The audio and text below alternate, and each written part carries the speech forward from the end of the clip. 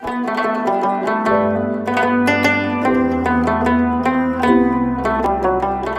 کرنے والے واقعے کی طرف میں آؤں گا استاد، لیکن اس سے قبل مجھے جو ہے وہ یہ لازمی بتائے گا، جس طرح ہم نے سوال پوچھا تھا کہ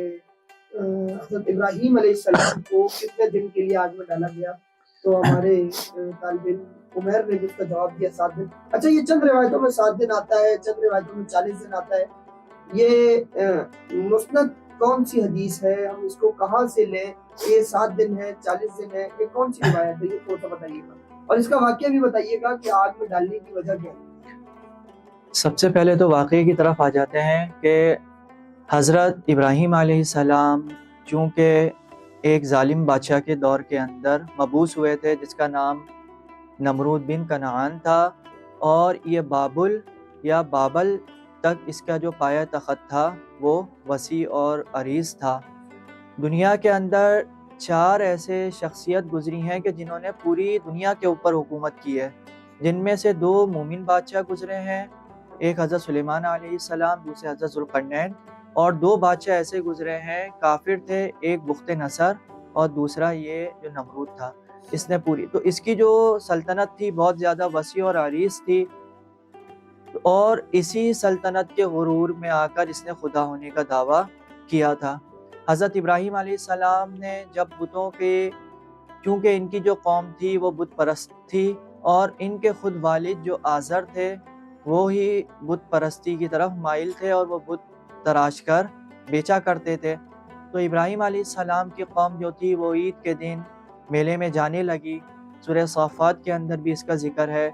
اور سورہ انبیاء کے اندر بھی اللہ رب العزت نے اس کا ذکر کیا۔ تو حضرت ابراہیم علیہ السلام سے انہوں نے کہا کہ آپ ہمارے ساتھ چلیے، تو ابراہیم علیہ السلام نے اس وقت کہا کہ میں نہیں جا سکتا، فقال انی سقیم، میں تو بیمار ہوں۔ تو یہ جو بیمار آپ تھے، آپ نے اس وجہ سے کہا تھا، یا تو آپ کی یہ کہنا مقصد تھا کہ ہر انسان کبھی نہ کبھی اس کے اندر طبیعت میں بوجھل پن ہوتا ہے، کوئی نہ کوئی اس کی کیفیت عجیب سی ہوتی ہے، تو اسی وجہ سے آپ نے اپنے آپ کو بیمار کہا تھا۔ تو آپ جب قوم چلی گئی تو قوم کے جانے کے بعد حضرت ابراہیم علیہ السلام ان کے بت قدا جو تھا وہاں پہ گئے، 360 کے قریب بت رکھے ہوئے تھے، تمام کے تمام کو آپ نے توڑا، اور جو سب سے بڑا بت تھا اس کے کندھے کے اوپر آپ نے کلہاڑی رکھ دی۔ اور جب قوم واپس آئی تو پوچھا کہ من فعل ھذا بآلہتنا، کہ ہمارے ان بتوں کے ساتھ اس طرح کا یہ معاملہ کس نے کیا؟ تو ایک شخص نے کہا کہ ابراہیم ہے، کہ جو ہمارے بتوں کو برا بھلا کہتا ہے، ہو سکتا ہے یہ اسی کا ہی کام ہو۔ تو حضرت ابراہیم علیہ السلام کو بلایا گیا، تو حضرت ابراہیم نے فرمایا کہ یہ کام اگر میرا ہے تو آپ کا جو بڑا بت ہے اس کے کندھے کے اوپر کلہاڑی ہے، آپ اس سے جا کے دریافت کر لو کہ اس طرح کس نے کیا ہے۔ پھر یہ بات پھیلی اور بادشاہ تک پہنچی، تو بادشاہ چونکہ اس نے پورا چھان بین کا حکم دیا اور حضرت ابراہیم علیہ السلام کو اپنے پاس بلوایا۔ حضرت ابراہیم علیہ السلام کے سامنے انہوں نے حضرت ابراہیم علیہ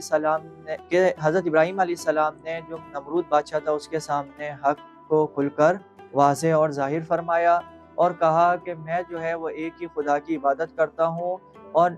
تیری میں عبادت نہیں کرتا۔ چونکہ نمرود جو تھا وہ اپنے آپ کو خدا مانتا تھا اور خدائی کا اس نے دعویٰ کیا ہوا تھا، اور لوگوں کو اپنے سامنے سجدہ ریز ہونے کا بھی حکم دیتا تھا۔ تو اس کے بعد حضرت ابراہیم علیہ السلام سے اس نے یہ کہا کہ تمہارا جو رب ہے وہ کیا کرتا ہے؟ تو حضرت ابراہیم علیہ السلام نے سورہ بقرہ کے اندر اس کا ذکر ہے کہ الم تر الی الذی حاج ابراہیم فی ربہ ان آتاہ اللہ الملک اذ قال ابراہیم ربی الذی یحیی و یمیت۔ ابراہیم علیہ السلام نے فرمایا میرا خدا تو وہ ہے کہ جو مردوں کو یعنی لوگوں کو زندگی دیتا ہے اور موت دیتا ہے۔ تو بادشاہ اس کی بات جو تھا وہ سمجھا نہیں، اس نے کہا یہ تو کوئی زیادہ اچھا کام، یعنی کوئی بڑا کام نہیں ہے، یہ کام تو میں بھی کر سکتا ہوں۔ تو اس نے اپنی جیل میں سے 2 لوگوں کو بلوایا، ایک کو قتل کا حکم تھا، پھانسی دینی تھی، دوسرے کو جس کو چھوٹنے کا حکم تھا۔ تو جس کو پھانسی دینی تھی اس کو رہا کروا دیا، جس کو رہا کروانا تھا اسے پھانسی دلوا دی۔ تو کہا کہ زندگی اور موت تو میرے ہاتھ میں بھی ہے، میں بھی کیا دے سکتا ہوں؟ موت۔ تو حضرت ابراہیم علیہ السلام سمجھ گئے کہ اس کے پاس عقل نہیں ہے، تو آپ نے فرمایا کہ اچھا اگر تو خدا ہے تو ایسا کر، میرا خدا جو ہے وہ سورج صبح مشرق سے نکالتا ہے اور مغرب میں غروب کرتا ہے، اگر تو خدا ہے تو ایسا کر فاتی بہا من المغرب، تو یہ سورج کو کہاں سے نکال؟ صبح مغرب سے طلوع کر۔ تو فبہت الذی کفر، تو بادشاہ تھا، اب اس کے پاس کوئی جواب نہ رہا۔ پھر اس نے حضرت ابراہیم علیہ السلام کو اس کے بعد قید خانے میں ڈلوا دیا، اور پھر دوسرے لوگوں سے رائے لی کہ اس نوجوان کے ساتھ کیا معاملہ کیا جائے۔ تو ایک نے یہ کہا کہ آگ جلائے۔ اب آگ بھی پوری لکڑیاں جمع کی گئیں، اور جنگل سے لکڑیاں لا کے جمع کی گئیں، پورے پہاڑ سے اونچی لکڑیوں کا پورا ایک گٹھر بن گیا، اور پھر اس میں آگ جلائی گئی۔ تو آگ کی تپش کے بارے میں آتا ہے کہ اتنی زیادہ تھی کہ اس کے اوپر اگر چند کلومیٹر اوپر بھی اگر کوئی پرندہ اوپر سے اڑ کے جاتا تو وہ بھی بھون کر آگ میں گر جاتا۔ اب حضرت ابراہیم علیہ السلام کو آگ میں کس طرح ڈالا جائے، اس کی بات آئی، تو حضرت ابراہیم علیہ السلام کے لیے ایک آدمی نے یہ رائے دی کہ ایسا کرے کہ ایک بڑا سا جھولا سا بناتے ہیں، اور اس جھولے میں ڈال کر حضرت ابراہیم علیہ السلام کو آگ میں ڈالتے ہیں۔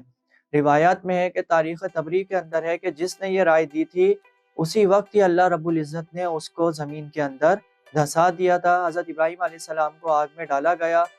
تو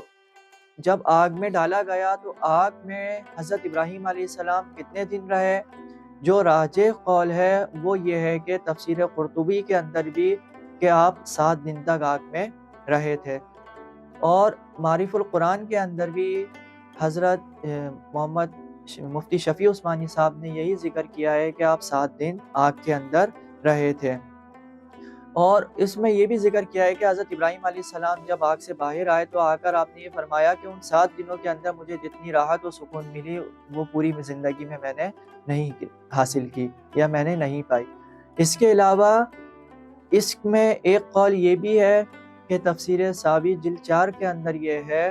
کہ آپ 40 دن رہے، اور دوسرا قول جو بیان کیا گیا ہے ایک قول کہ آپ 50 دن آگ میں رہے، لیکن زیادہ راجح اور علماء کا جو روایات اور تاریخ سے پتہ چلتا ہے زیادہ وہ 7 دن کا جو قول ہے وہ زیادہ راجح۔ مصعب، خانہ کعبہ کی تعمیر کے سلسلے میں بھی جو ہے وہ حضرت ابراہیم علیہ السلام کا ایک رول سامنے آتا ہے، اور ابھی جس طرح ہم نے حجر اسود کے حوالے سے بات کی تو اس پہ بھی جواب یہی آیا کہ جی حجر اسود جو ہے جنت کا پتھر ہے، تو اس کا کیا ہے جنت کا پتھر حجر اسود جو ہے وہ زمین پر کیسے آیا، اور خانہ کعبہ کی تعمیر کے سلسلے میں جو ہے وہ حضرت ابراہیم علیہ السلام کا کیا رول ہے؟ حضرت ابراہیم علیہ السلام سے پہلے خانہ کعبہ کو جو تعمیر کیا تھا وہ حضرت آدم علیہ السلام نے کیا تھا، صحیح۔ اور اسی سیٹ کے اندر جو خانہ کعبہ دنیا میں ہے اس کی سیٹ پر آسمان میں بھی بیت المعمور جو ہے وہ فرشتوں کا، خانہ کعبہ کے نام سے ایک بیت المعمور ہے کہ جو فرشتوں کا ہے، اور اس کے بارے میں یہ آتا ہے کہ وہاں پہ روز 70,000 فرشتے اس کا طواف کرتے ہیں، اور جس نے ایک دفعہ طواف کر لیا قیامت تک دوبارہ اس فرشتے کی باری نہیں آئے گی۔ تو سب سے پہلے حضرت آدم علیہ السلام نے خانہ کعبہ کو تعمیر کیا تھا، اور جب طوفان نوح آیا تو طوفان نوح میں اس خانہ کعبہ کی جو عمارت تھی وہ تمام کی پوری منہدم ہو گئی تھی۔ پھر اس کے بعد حضرت ابراہیم علیہ السلام کو جب اللہ رب العزت کی طرف سے حکم ہوا خانہ کعبہ کی تعمیر کا، تو حضرت جبرائیل امین آئے اور آ کر حضرت ابراہیم علیہ السلام کو خانہ کعبہ جہاں پہلے تعمیر تھا اس جگہ کا تعین فرمایا، اور اس جگہ پہ تعین فرما کر چونکہ ایک اونچا ٹیلا رہ گیا تھا، پھر حضرت ابراہیم علیہ السلام نے اس جگہ پہ خانہ کعبہ کی تعمیر شروع فرمائی۔ تو جہاں تک آپ کا قد مبارک تھا وہاں تک تو آپ اس کی دیواروں کی تعمیر فرمایا کرتے تھے، اور ساتھ ساتھ حضرت اسماعیل علیہ السلام بھی آپ کا ساتھ دیا کرتے۔ تو جب آپ کے قد سے اونچی دیوار بنانے کا وقت آیا تو حضرت جبرائیل علیہ السلام آپ کو پتھر ڈھونڈوانے کے لیے لے کے گئے، اور وہاں سے آپ نے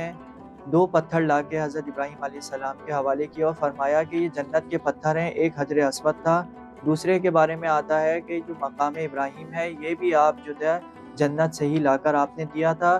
اور آپ اس پتھر کے اوپر کھڑے ہو کر خانہ کعبہ کی جو اوپر کی دیواروں کی تعمیر ہے اسے مکمل فرمائیں۔ تو حضرت ابراہیم علیہ السلام نے اس کے اوپر کھڑے ہو کے تعمیر فرمائی، اور اس پتھر کی ایک خصوصیت یہ بھی تھی کہ جب آپ اس پتھر کو حکم دیتے تو وہ پتھر اوپر چلا جایا کرتا تھا، اور جب آپ کو نیچے آنا ہوتا تو پتھر کو حکم دیتے کہ نیچے ہو جا تو وہ پتھر نیچے ہو جایا کرتا تھا۔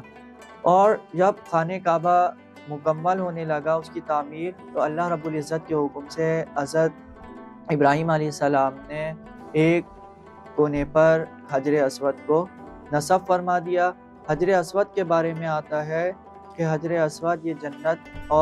جنت کا پتھر ہے صحیح کہ جب دنیا کے اندر اللہ رب العزت نے اسے جنت سے بھیجا تھا، حضرت جبرائیل علیہ السلام لے کر آئے تھے، صحیح تو یہ بالکل دودھ سے زیادہ سفید تھا، لیکن انسانوں کے گناہوں نے اس پتھر کا جو رنگ تھا اسے تبدیل کر دیا۔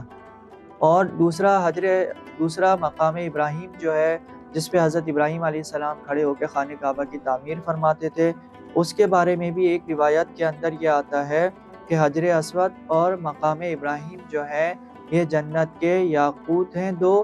اور اللہ رب العزت نے دنیا میں ان کو اتارنے کے بعد ان کی جو روشنی تھی یا ان کی جو چمک تھی اس کو ختم فرما دیا۔ اگر اس کی روشنی یا چمک کو اللہ رب العزت ختم نہ فرماتے تو دنیا کے اندر جو ہے وہ دوسری چیز کسی کی بھی روشنی نظر نہیں آتی۔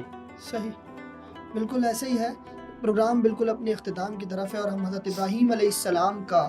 آج تذکرہ کر رہے تھے۔ ان کے حوالے سے ہم نے سوال و جواب بھی کیے، اور اسی جواب کے پس منظر پر ہم مفتی کرام سے جو ہے وہ پوچھ بھی رہے تھے کہ جی تاریخ کا کیا مطالعہ ہے اس میں، اور جو احادیث ہیں اس میں کیا حضرت ابراہیم علیہ السلام کا ہے۔ جی حضرت ابراہیم علیہ السلام کون تھے؟ کون ابراہیم علیہ السلام؟ وہ ابراہیم علیہ السلام جنہیں آگ میں ڈالا گیا۔ کون ابراہیم علیہ السلام جنہوں نے بیت اللہ تعمیر کیا؟ کون ابراہیم علیہ السلام جنہوں نے ظالم نمرود کا مقابلہ کیا؟ کون ابراہیم علیہ السلام جنہیں خلیل اللہ کہا گیا؟ کون ابراہیم علیہ السلام جنہیں ابو الانبیاء کہا گیا؟ ناظرین کرام، رحمت کا مہینہ ہے، رمضان کا مہینہ ہے، ہم سب روزے رکھ رہے ہیں۔ اللہ پاک ہم سب کے لیے آسانیاں فرمائے، یہ روزے رکھنے کی توفیق دے، اور اس شہر میں، اس ملک میں اور دنیا میں جہاں جہاں بھی لوگ بیمار ہیں اللہ پاک ان کو شفا دے، اور ہم جن انبیاء کرام کے